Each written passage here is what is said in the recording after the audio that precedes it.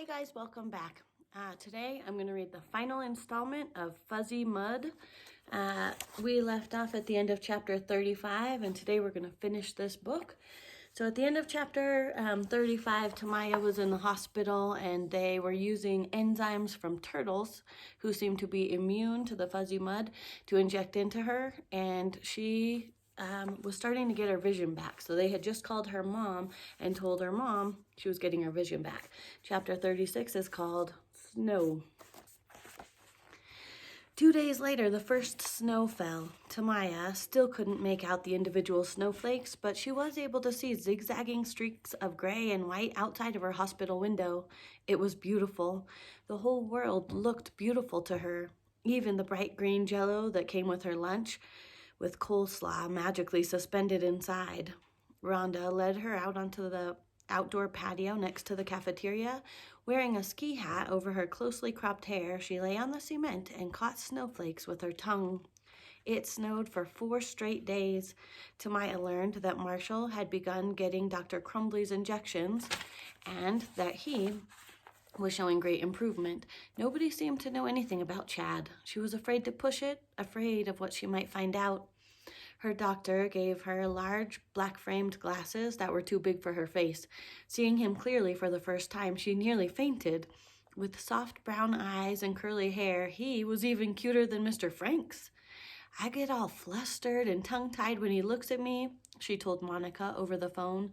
"It's a good thing I didn't know what he looked like before. Everyone would probably have thought that I had all kinds of horrible side effects. I probably would have forgotten my own name." Monica laughed. "You don't sound so scared anymore," Tamaya noticed. "I know. I think it's all the snow. I mean, the mud's still there underneath, but everything just seems safer now. And I'm just so happy that you're almost all better." Tamaya could hear a crack in her best friend's voice. It sounded like she was crying. Tamaya started to cry too, and then they both laughed at the fact that they were crying, and then they stayed on the phone a little while longer, crying and laughing at the same time. One day in late December, Tamaya's doctor was checking her pulse when she watched television. A TV set hung from the ceiling in the corner of her hospital room. She could feel her heart rate quicken at his touch. She hoped it didn't throw off his measurements. Her TV program was interrupted by a breaking news story from Heathcliff, Pennsylvania. Her doctor let go of her wrist and picked up the remote. He raised the volume. A man was standing in the back of Woodridge Academy near the edge of the woods. He was surrounded by news reporters. The bar across the bottom of her TV identified him as Dr. Peter Smythe, Deputy Director of the Centers for Disease Control and Prevention. It felt odd watching something on TV that was happening right at her school right now. Snow was falling outside her hospital window, and she could see it falling on the man on the TV. Tamaya thought he looked a little bit more like a lumberjack than a doctor. He had a thick bushy beard and held a shovel. The man dug his shovel through the snow, and then with his bare hand he reached down and pulled out a big glob of black goo. "Fuzzy mud," he said. Ice crystals stuck to his beard, and Tamaya could see his frozen breath as he spoke. "I'm holding in my hand more than 1,000,000,000 of your so-called Franken-germs." Tamaya felt all tingly again, watching him hold the mud just like she had once held it. "And I'm happy to report that every last one of them is dead," the man said. "The organism cannot survive sub-freezing temperatures." Tamaya and her doctor looked at each other. Could this really be true? Several of the reporters applauded, and Tamaya could hear cheers coming from other rooms of the hospital. "Does this mean the crisis is over?" a reporter asked. Before Dr. Smythe answered, the bar at the bottom of the TV screen had already proclaimed, "Crisis over. Franken-germs all dead." Tamaya wondered how they could know for sure. Maybe the Franken-germs were just hibernating like bears. "How do you know they're not simply lying dormant?" a reporter asked, almost as if she were channeling Tamaya's thoughts. "How do you know that they won't wake up again when the weather turns warmer?" "We've examined them in our labs. I have personally looked through a microscope, and I have seen the disintegrated membranes. I assure you, they will not wake up." Still, Tamaya wondered how he could know that they were all dead. Maybe somewhere beneath all that snow there was one that was still alive. Of course, the CDC will continue to monitor the situation, Dr. Smythe said, although extremely unlikely. It is possible that another mutation could have occurred somewhere out here. There may be one mutated organism capable of surviving the freezing cold. We will know more after the snow melts. And they're starting back over with our numbers here. 2 times 1 equals 2. Chapter 37. Tuesday, December 30th, the quarantine was lifted. Under the direction of the National Institutes of Health, Dr. Crumbly's cure was mass-produced. It successfully treated more than 60,000 people and animals afflicted with the Diwaldi blister rash, the now official name of the particular medical condition. Remember, Diwaldi is her last name. Medical books were being updated with before and after photos of Tamaya Diwaldi's skin. 2 weeks after being discharged, Tamaya and Marshall returned to the hospital, this time as visitors. Tamaya brought jars of homemade strawberry jam, belated Christmas presents for her doctors and nurses. Marshall carried a plastic food container. Tamaya still wore glasses, but Monica had given her new ones for Christmas. The frames were neon green and semi-transparent. Monica told her they were very très chic, French for very stylish. Tamaya's hair had begun to grow back. She wore a pink cap over what she called her fuzzy head. She had some scars on her hand and her arm, which her doctor said would fade. There was a pockmark on her face, which her friend Summer insisted only made her very prettier. In order to be perfect, every woman needs an imperfection, Summer told her. This sounded like an oxymoron to Tamaya, but it was still nice to hear. After Tamaya gave the strawberry jam to Rhonda, Rhonda said that she had something for her too. She handed her a flat box. Tamaya opened it to find a new school sweater. How did you know?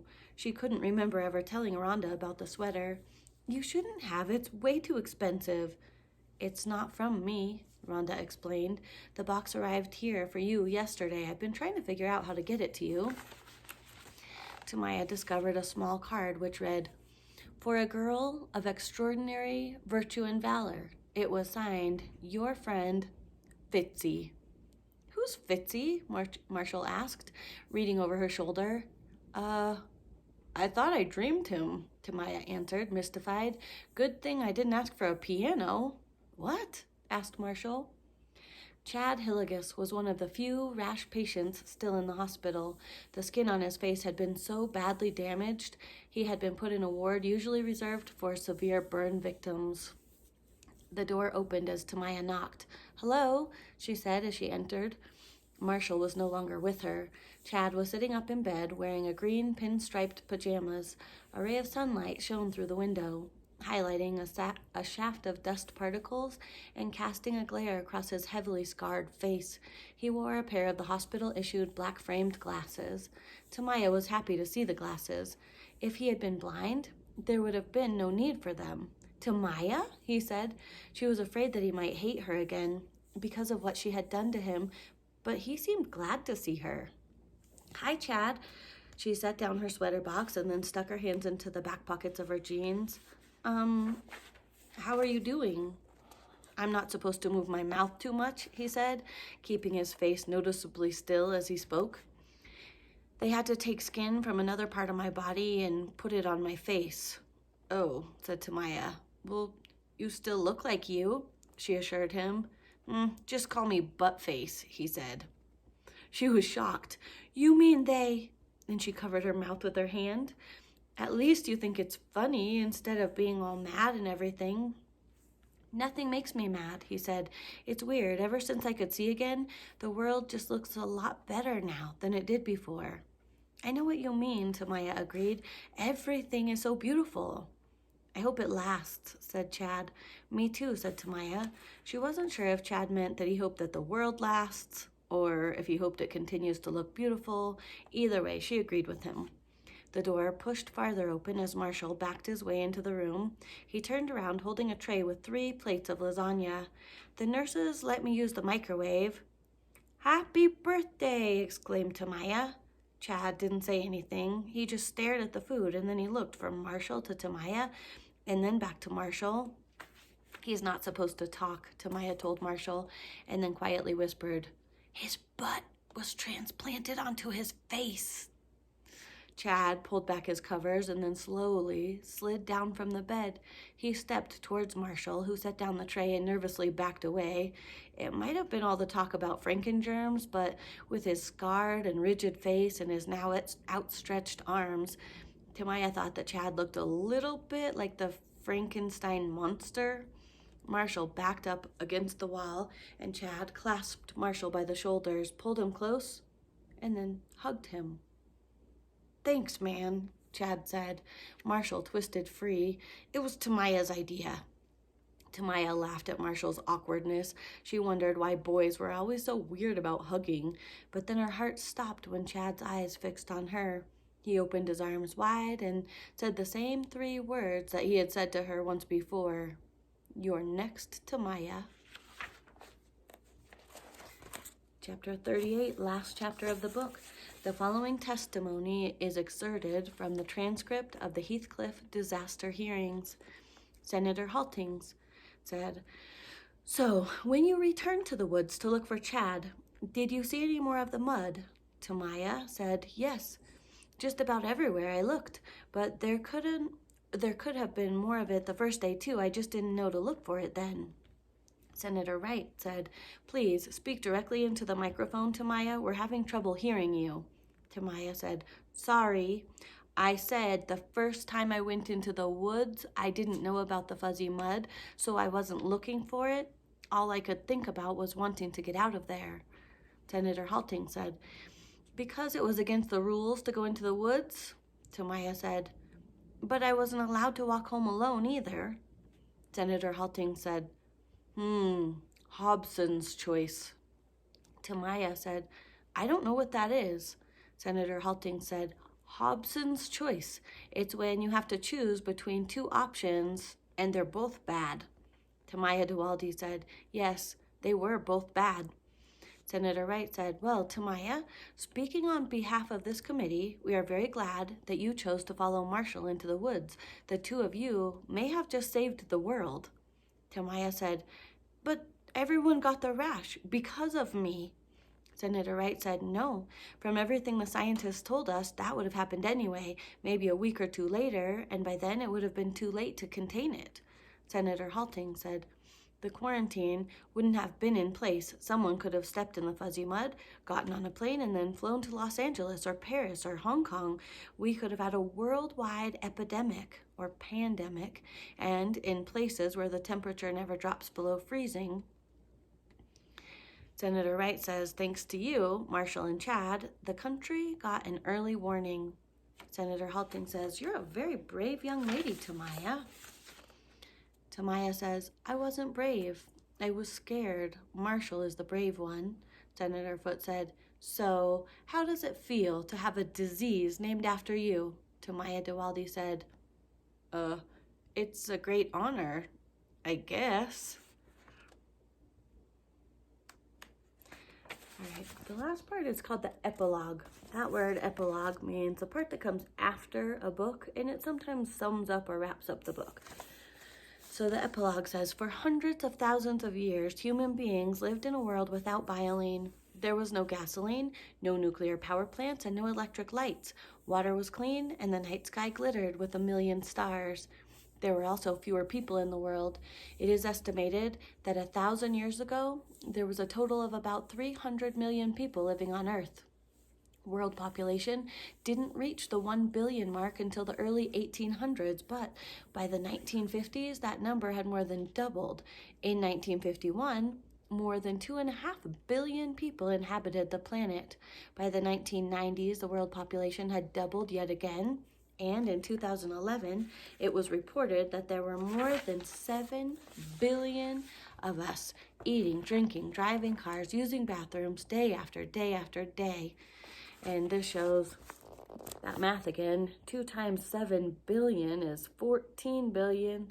2 times 14 billion. Exponential growth, it just keeps going.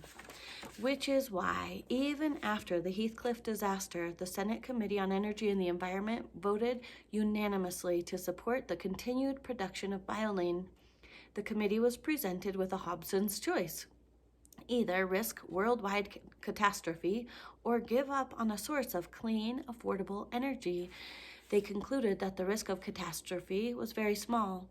They hoped. Jonathan Fitzman assured the committee that there would be new safety procedures. This included taking daily samples from the storage tanks in order to test for oxygen-tolerant organisms. If even one such ergie was found, all the little fellows inside the tank would be destroyed. Soon, biolane-powered cars and trucks would fill the highways. Sunray Farm would establish new farms in Michigan, Idaho, and New Mexico, sites chosen either for their cold winters or for their lack of vegetation. Scientists determined that the frankengerms had thrived as well as they had because of all of the organic material in the woods. The ergies were especially fond of freshly fallen leaves. 1 week after returning from Washington, D.C., Tamaya still felt a glow of excitement from the experience. Everyone had told her how well she had done, praising her maturity and her poise. Monica kept reminding her that she was famous, and it was scary returning to the woods again. It was scary climbing up Chad's tree, especially wearing clunky snow boots and fat gloves. Chad in front and Marshall right behind. Both promised that they wouldn't let her fall. She didn't dare look down. The climb, the cold, and her fear of heights left her short of breath, but also exhilarated when she reached the crossboards that Chad had nailed into place. "Isn't this great?" Chad beamed. "Awesome," Marshall agreed. Tamaya held tight to the tree as she looked out across the frozen woodlands. The world was so beautiful, she just hoped it would stay that way after the snow melted. And then this is her essay on how to blow up a balloon. Remember that she never got to write? She finally went ahead and wrote that essay. That's the end of the book.